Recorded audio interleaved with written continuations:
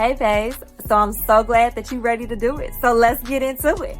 All right, so I am going to list off some easy crops that you can grow in your first time garden that will most definitely have you eating good as well as raising your confidence as a gardener. Let's get into it.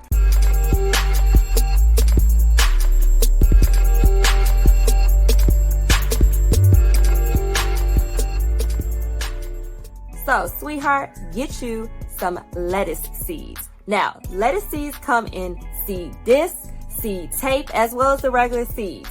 Either way is good. Whichever type of lettuce you choose is good, but baby, lettuce is an easy crop to grow. In addition to that, you have spinach, which spinach also comes in seed tape options.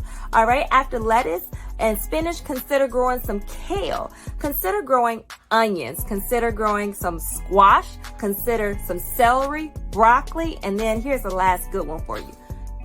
Get you some sweet mint. Now make sure when you plant that mint, you plant it in a container because mint got to take over spirit about itself. All right, so can't wait to hear that you got started.